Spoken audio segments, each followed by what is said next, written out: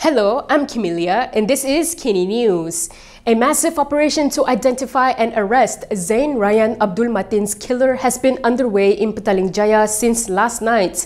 This is after the authority confirmed that the autistic boy who went missing on Tuesday has been murdered. Autistic child Zain Ryan Abdul Matin, who was found dead in a stream in Damansara Damai yesterday, is believed to have been murdered elsewhere before his body was dumped there. Bukit Aman Criminal Investigation Department Director Muhammad Muhammad Zain said the post-mortem results showed that the 6-year-old boy had died 48 hours before his body was found. Yang pasti dia bukanlah satu sebab lemas, bukan. Okay. Kemungkinan besar seperti mana konsisten dengan apa yang disebut oleh Ketua Polis Negeri Selangor petang tadi, strangulation. Shuhaili said the post-mortem showed that apart from injuries to the neck and body, the victim also suffered injuries while trying to defend himself. Zain Ryan was last seen about noon on Tuesday near his family home at Idaman apartment in Damansara Damai, Petaling Jaya. His mother realized that the boy had gone missing when she was taking the stairs to return to their house at level 3. After her attempt to locate the boy was futile, a search party was mounted by authorities and local residents and launched a door-to-door search mission covering 2,484 residential units across 18 blocks. The search team also covered areas including surrounding bushes and drains. Zain Ryan's body was discovered by a river about 10 p.m. yesterday and was initially presumed to have drowned. Moving on to the next story, past spiritual leader Hashim Jasin warned that Umno might face its demise in the upcoming 16th general election if it continues its cooperation with DAP. Umno could be buried in the 16th general election as the majority of its members and supporters reject the party's cooperation with DAP. According to past spiritual leader Hashim Jasin, Umno still has the chance to salvage the situation by working with the Islamist party or Perikatan Nasional in the name of the unity of the ummah. Speaking to Utusan Malaysia, Hashim said the majority of Umno grassroots and supporters are not in agreement with party president Ahmad Maslan. He said the dissatisfaction against Umno was reflected in the party's losses in the 6 state elections and the recently concluded Kemaman by-election, as well as the spike in PAS's majority in the latter. Recently, past Deputy President Tuan Ibrahim Tuan Man said the party was open to rekindling its past relationship with Umno, provided the decision is made through the PN platform, which also includes Bersatu.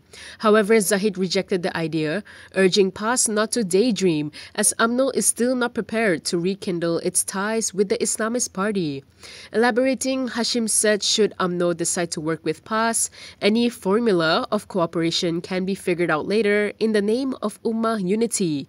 He added that the two parties could even stand a chance to penetrate DAP's fortresses and seize 40 seats belonging to the latter. Meanwhile, an Umno leader has slammed the PAS leader's remark that the Malay party could be buried in the next general election if it does not work with the Islamist party. Umno's Supreme Council member Ahmad Maslan said the party could only be rendered irrelevant if it works with PAS, especially in Kelantan, Kedah and Terengganu. Harian Metro reported Ahmad as saying Umno will only be buried as claimed if it works with PAS. According to Ahmad, this is because Umno will not get much seats in the 3 states controlled by PAS. Ahmad was responding to the claim by PAS spiritual leader Hashim Jasin earlier today that Umno could be buried in GE16 as the majority of its members and supporters reject the party's cooperation with DAP.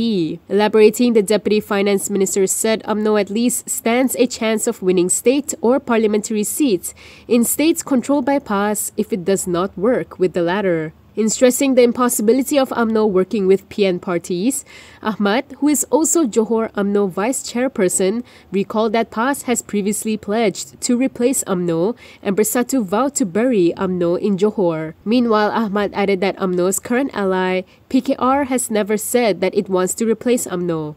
Still on Umno, Party President Ahmad Maslan has finally confirmed the sacking of its former information chief, Isham Jalil, and says he will receive his walking paper soon. Dia akan terima surat dalam waktu paling singkat. Isham, a former Umno information chief, had questioned his removal from the party's Supreme Council chat group, despite not receiving any notice that he had been sacked. Yesterday, several Umno Supreme Council members confirmed that Isham had been given his marching orders. Among the reasons that led to his ouster include openly criticizing the party leadership and labeling the party as a lackey of DAP. Election is still the best platform to change any government and not through shred and move, as what happened in February 2020, says Amanah President Mohamad Sabu. Amanah President Mohamad Sabu expressed confidence that the unity government formed a year ago will last until the next general election. The Kota Raja MP urged those who want to change the current government to wait until the next general election. Bagi saya, peristiwa Sheraton itu satu malapetaka kepada politik Malaysia. Bila berlaku tukar Sheraton, kemudian tukar pula daripada Mahyudin kepada Mai Sabri. Kemudian lepas itu ada percubaan lagi tu. Nak menukar Mai Sabri kepada Perdana Menteri yang lain. Saya ditemui, dibincang dan akhirnya kita tak mau tukar. Itu yang kita buat MOU supaya kerajaan Mai Sabri sampai pilihan raya. Mohamad Sabu was speaking to reporters after the Kelantan Amanah Convention in Bachok, Kelantan today. The Agriculture and Food Security Minister was responding to the continuous remarks by past leaders that the unity government needs to be overthrown. The infamous Sheraton move saw several PKR and Bersatu MPs leaving the Pakatan Harapan government after only 22 months in power to establish a new administration with the support of UMNO, PAS and GPS. However, Muhyiddin Yassin's government only lasted for 17 months after a few UMNO lawmakers withdrew their support, which then led to his resignation and being replaced by Ismail Sabri. Ismail Sabri then made an MOU with PH to ensure his government would not be changed until the 15th general election. All 5 opposition MPs who pledged their support to Prime Minister Anwar Ibrahim do not violate Anti-Party Hopping Act, as none of them has quit their political party.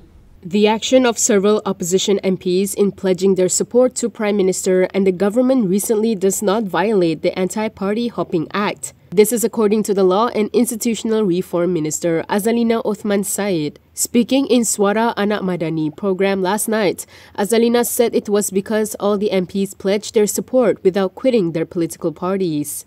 Kalau kita baca perbahasan untuk mewujudkan Akta Lompat Parti ini pada sesi yang lepas, penekanan lebih kepada meninggalkan parti yang dia bertanding atas tiket parti tersebut.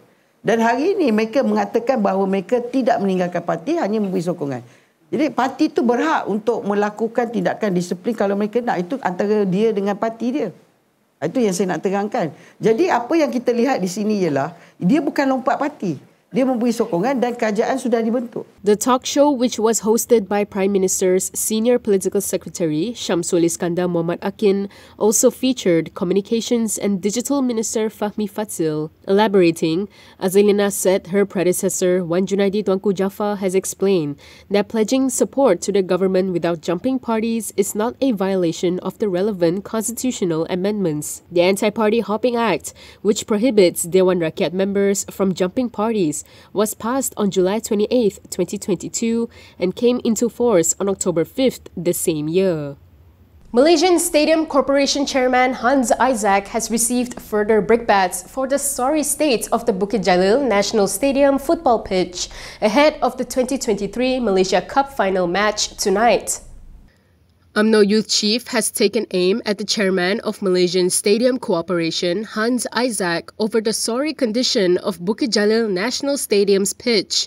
Dr. Ahmad Saleh in his Facebook post today also lambasts Hans for being stubborn and not listening to those experienced on the matter.